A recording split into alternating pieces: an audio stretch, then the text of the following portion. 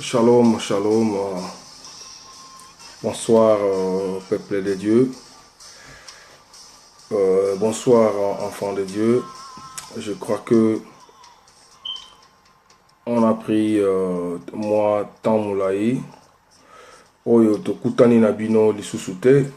Na nzela oyo ya maloba kitoko. Oyo, on a toujours eu l'habitude de partager que vraiment Nzambe asala biso ngolu, de comprendre que sans la parole de Dieu, on ne peut plus rien. Que Dieu te bénisse, mon frère, le King Jean-Jacques Mayoyo, en direct de Belgium. Que Dieu te fasse du bien, que Dieu te bénisse, la maman prophétesse Fanny Boulankete, le Queen of Mahat. Que Dieu vous bénisse tous. Au Bakopé, ça ne fils que 2, 3, 5 minutes na bango. Pona maloba kitoko oyo. Voilà, sans plus tarder, toko bonde lanzambe. Po to kota na masolo oyo kitoko. Toko zala vraiment moulai mingite. Père très saint, nous te bénissons pour le temps. Nous te bénissons pour le courage. Nous te bénissons. On a soufflé de vie au Pesibiso pour être au lobby na makomina yo que toko bika kaka na ma bilei ya bonsunité mais na nyonso o ekouta na monoko na Nzambe au nom de Jésus. Bien-aimé, je crois que on a toujours eu de problèmes, on a toujours eu de situations comme on a dit la fois dernière. À chaque fois que tozako salaka biloko oyo, à chaque fois que tozako partager, ce n'est pas pour dire que toza meilleur que les autres, ce n'est pas pour dire que toza la supernaturel, mais c'est seulement la grâce de Dieu, c'est seulement tout ce que Dieu veut que tout ça là ezali ko poussana vraiment la présence naie. God bless you, Roi Pelé, Marie-Paul, Wanzenge, ne quittez pas, restez là, Dieu te fera du bien. Aujourd'hui, on va parler Tokobeka ko naviguer moi mouké sur le cœur éloigné dans les mariages. Sans tokende vraiment, moi Moussika, beaucoup excusez-moi d'utiliser mon ordi. Voilà. Tokei na Ézéchiel 11, verset 19. La Bible nous dit, je leur donnerai un même cœur et je mettrai en vous un esprit nouveau. J'ôterai de leur cœur, de leur corps, le cœur de pierre, et je leur donnerai un cœur de chair. Toko tanga lisusu na Matthieu 2, verset totanga na 2, Matthieu 2, verset 17, bon. Là, on pourra faire une lecture, mais je préfère mieux qu'on avance d'abord. On pourra y revenir ou je vais noter ça après, puis on va y revenir. Et loko nini oyo, nous voulons vraiment parler, na pokwa lelo. Vous savez, bien aimé, on a eu des problèmes dans nos églises, on a eu des problèmes dans nos couples, on a eu des problèmes dans nos foyers, on a eu des problèmes avec les gens simplement parce que on a eu un temps qu'on a passé dans la vie ou dans la jeunesse, tout ça là qui va makambo mususu, to eba kite en le faisant, tout allez ko kota na ba pacte moko boye, tout allez ko kota na ba contrat moko boye, bato bazalaka na mokili anglais ba ebi ce qu'on dit par term and condition. Et vous allez voir que il y a des filles oyo tozali ko condamner bango lelo, tozali ko kanga bango lelo, bazali basi ya ndumba, bazali basi ya mabe, et bazali apparemment bazali batu ya mabete, bazali batu oyo bazali ko sala biloko oyo bakanaki basala te, ce peut-être ba mosusu ba leka na ba problème moko boye na vie oyo bayebaka te. C'est comme on l'a dit la fois dernière, ba parents na biso oyo tokoma ko éviter, ba parents oyo tokoma ko kanga bandoki lelo, bana oyo tokoma ko kanga bandoki lelo, ba mosusu bayebaka te tango bapesaka yango. C'est comme on l'a toujours dit que baza kopesa bana kindoki na biscuit, baza kopesa bana kindoki na nguba, baza kopesa bana kindoki na bitabe. Et vous allez me dire qu'un enfant o azalaki na nzala, o azalaki na posa eloko ya kolia, ba bebisa yango ba pesiye. Et un enfant comme ça, okoki ko considérer comme sorcièreté, comme on le fait au bled, okoki ko zwango comme eza maladie moko boye, okoki ko la traiter facilement aussi, surtout avec la prière. Et vous allez voir, dans la jeunesse, il y a eu de personnes qui ont fait des histoires comme ça. Il y a aussi nos parents, oyo bakosa bango, que ezali biloko ya famille, ezali protection ya famille, ezali eloko songolo to pakala, okomona ba parents bakoti na makamboana, okomona ba parents bazui mwa nzungu moko boye, akamati ya bombi yango na ndako, ye ayebi que c'est pour protéger la famille, c'est pour protéger les enfants, c'est pour protéger son boulot. Malheureusement, dans les coulisses, ezalaki déjà cadeau empoisonné. Oyo bakoti saki ba pesaki moboti ya yebaki te si ba komisi endoki. Malheureusement, et quoi arriver à un certain âge, okomona moboti akomi makambo moko bizarre, okomona ndeti ba parents na biso, okomona moto akomi mukolo alingi akufa, maza kozwa eteni ya lopango, azali koteka, mais azali na basi misatu, bobota mina mama 3, 4, 5. Et c'est là, ezali ba biloko oyo diable achaka kati na biso batu, lokola ba bombe ya retardement, et puis tango yango pesaka et bombardaka, et puis c'est la malheur pour tout le monde. Là, c'était juste pour comprendre que il y a eu aussi de personnes dans la vie, comme on a titré notre message de Yapokonalelo, le cœur éloigné dans le mariage. Dans Bolenge Nabiso, on a eu des problèmes. On a eu des situations où to kota na ba relation mususu et que makambo oyo tozali ko sala ezali vraiment na simanango to koyeba oyo ekoyate. Que Dieu vraiment te fasse du bien, mon frère Esaïe Kitoubou, pour ton temps. Moi, on est là, vraiment, restez là, restez branchés et Dieu te fera encore du bien.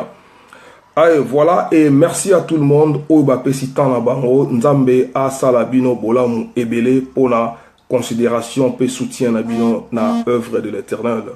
Voilà, tozali koloba tango tozala ki bana mikie, okomona bandeko mosusu, okomona yo na petite ami na yo, bozwi bokatani bapota, bokamati bomelani makila, ba mosusu bakozwa suki basangisi manzaka, bazwi batie sika moko, bakei babwaki yango, excusez-moi, bakei babwaki yango na mai, to esika moko songolo to pakala, eloko wana ekei, tango yango ekendaka, ba efe na yango eyaka tango biso tokomaka na âge ya conscience. Parce que à chaque fois que tozali ko kota na ba acte moko boye, o tozali ko comprendre lobi na yango te, suite ezalaka, tu arriverais dans un coin de tunnel où il n'y a ni sortie, ni gauche, ni droite.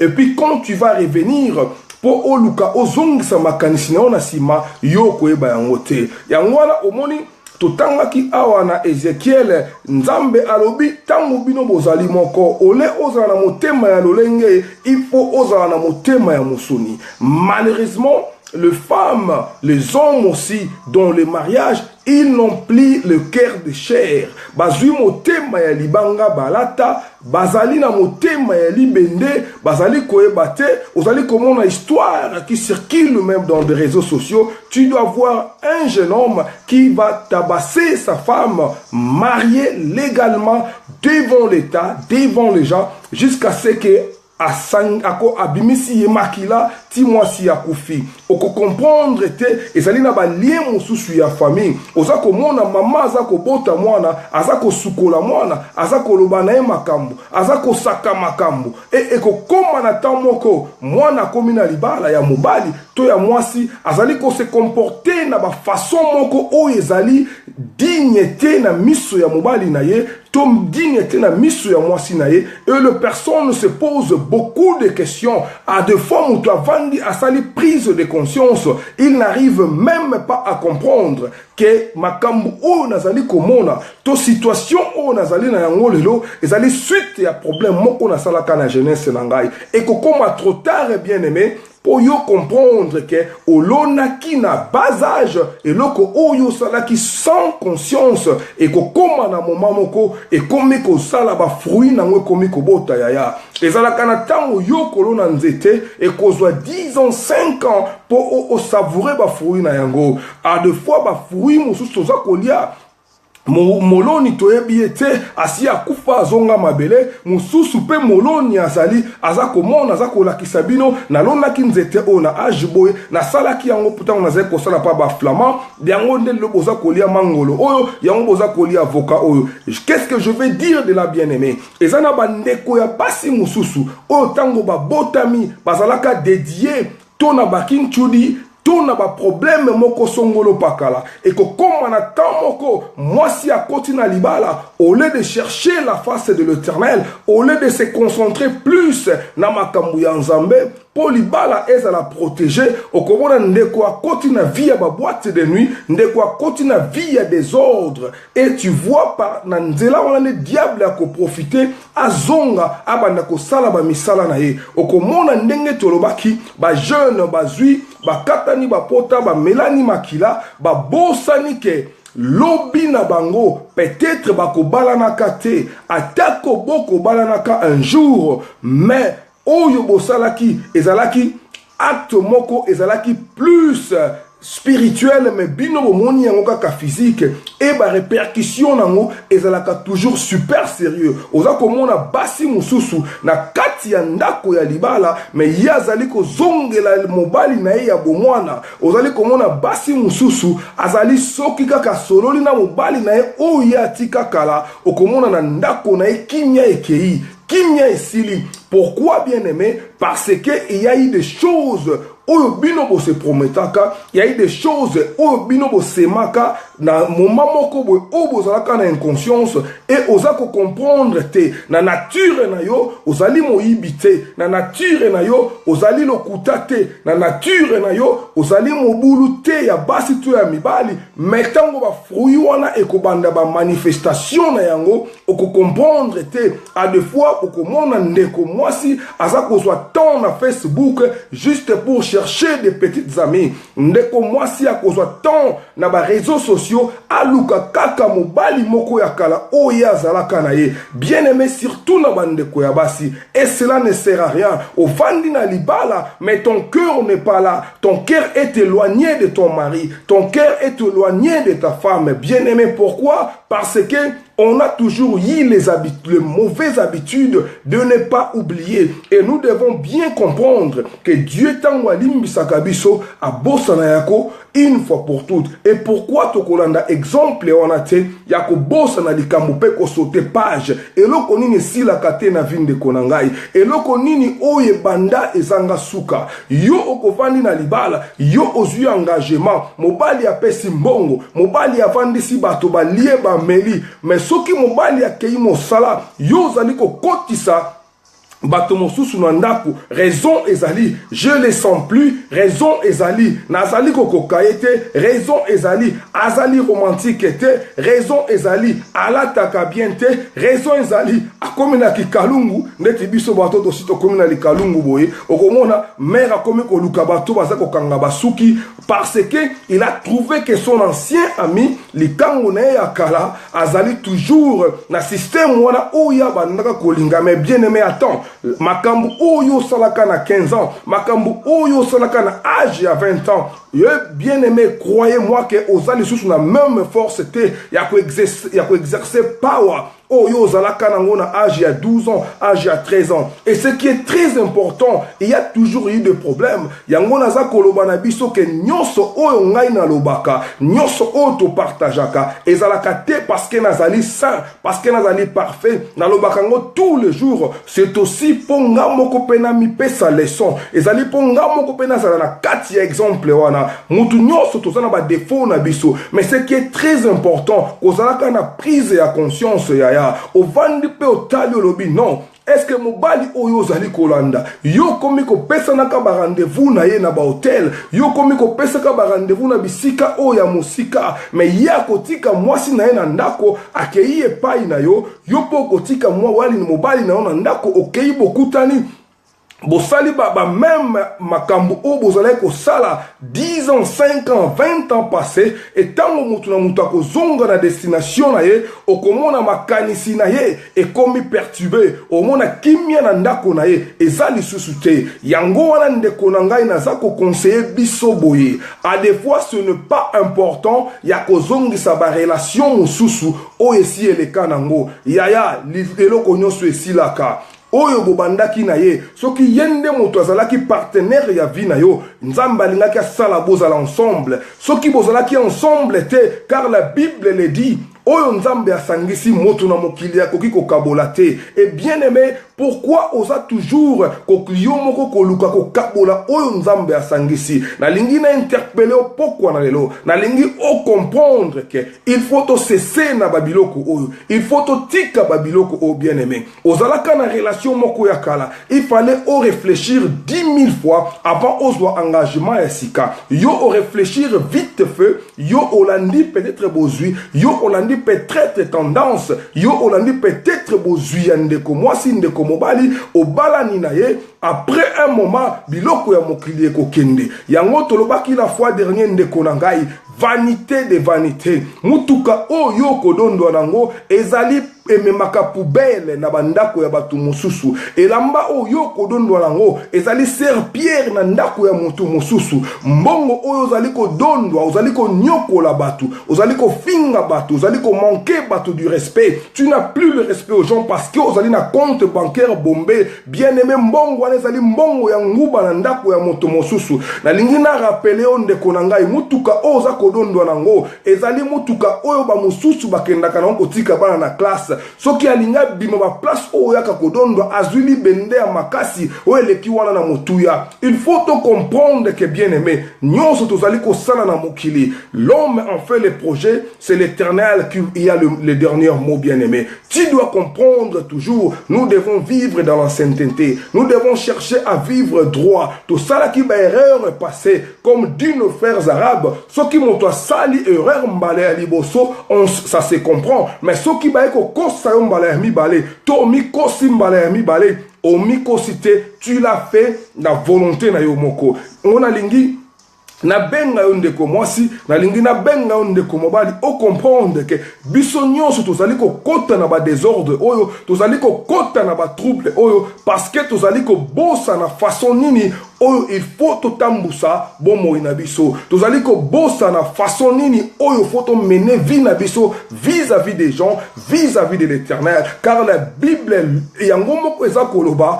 avant olinga nzambe oyo mona kanano te linga oyo azali pembeni na yo. Et bien aimé mon frère, ma soeur, na lingi na yebisa yo poko na lelo que ce n'est pas important ya ko vanda kati 3 heures du matin, 4 heures du matin obandi ko balola ba kombo soki ezalaki fani makabongo omekina nu kabongo omekina nu fani ozali ko luka kaka, ozali ko luka o récupérer d'anciennes connaissances. On ne veut pas dire que tozalana bato mabe o tozakana bango kala, mais yo moko yebi tango za ko sala likambo intention nini yo zali ko salela yango. Na lingi yo comprendre que ezali importante ya ko sala na kati ya mariage, et puis motema na yo ezali libanda ya mariage. Ça ne sert à rien, bien aimé. Oko comprendre te il y aura un moment donné o ekoya et oko zala frapper d'une manière ou d'une autre. Pour nzambe pe atika kaba o ya yete yo okole la belle prière, au koina les réserves de l'Éternel, au koina oyonzambe asia pona, yo bungisie, yo kwesie, et Dieu va lui épargner, et yonde mutoko subir conséquences wana. Na lingi o comprendre que ou tu choisis de te marier, ou tu ne te maries pas. Parce que eza obligatoire te mutunyo soit bala. Alléluia. Mutunyo soit tangama bala na vite. Le mariage c'est un don de l'Éternel. Ezali cadeau nzambe et pesa meli mutunyo sauté. Il y a des personnes qui ont au bazala qui n'a pas quatre n'a pas mariage et les mariages se sont détruites. Les enfants se trouvent dans la rue. Bana ba komi ba shege, bana ba komi ba ndoki, bana ba komi ba tomabe. Dis à quoi? Dis na biso ba parents parce que tozali kolanda ba mariage o ezali ya chamutu bakata to sombanga lelo lianga lelo et ça sert à rien et nazali ko conseiller plus aussi bandeko oyo nano babalite bien aimé. Ce n'est pas important ko kende na mobulu, ce n'est pas important ko kende na loyenge parce que on a des expériences bana o bozali tozali ko zwali bande ya mariage tangu yo ko ya na kati ya mariage soki azali mwana o azali malamu te to soki azali mwana o a comprendre nano réalité il y a présence na kati ya excusez-moi il y a mokilité okomona akoseme ba désordre akoseme ba trouble et à un moment que azana ba demi frère azana ba demi sœur et sali même que libala o papa na to maman na azwa ki amibale et kabwane lisusu et ça fait combien de personnes o biso to tche lisusu na balabala et bien aimé na lingi o comprendre pourquoi na lelo que ça ne sert à rien de courir trop vite surtout d'avoir les enfants avant le mariage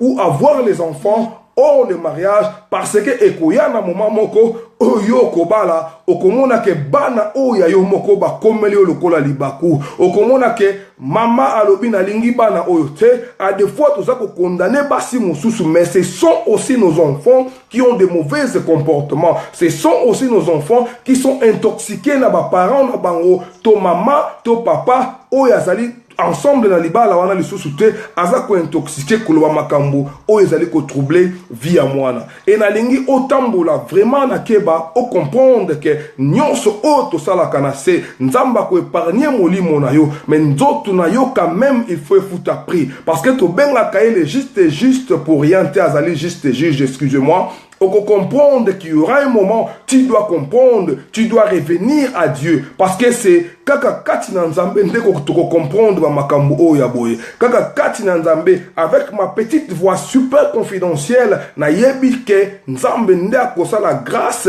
pe message oyo et là ta puissance ya nzambe et comme esika yo zali ndeko na ngai. Comprenez-moi ce soir, moi je te comprends aussi ce soir, yo peux comprendre ngai. Je ne parle pas pour t'intoxiquer, je ne parle pas pour dire que je suis super, ngape nazana ba erreur o ngai, o naza koluka toujours performance devant l'Éternel. Mouke tous allez ko bongisa, mouke tous allez ko sala ba changement et Dieu nous fera du bien. Bana boni bazana bala lelo. Bana boni bazaba miyibi lelo, bana boni bakota ba groupe ya bagang lelo, c'est juste parce que ils ont été à des fois hors de mariage, tant au mariage ya malamu e yeli mama, tant au mariage ya malamu e yeli papa, oyo nzambe atindeli et comme difficile, moi na comme libaku, excusez-moi, c'est dit à quoi? C'est dit il y a ba mauvaise de part au biso. Moko tozali ko sala na ba jeunesse na biso to ba pacte o tozali ko signer motema na yo e vanda vraiment na kati ya mariage motema na yo e vanda na libala oyo ozali na raison ya ko bimate ozali na raison ya ko bomba yango te aussi okotaki vanda wana continuer ko bondela nzambe continuer ko prier Dieu va te faire sortir na situation ozali nango. Alléluia, que vraiment Dieu te bénisse et te fasse du bien.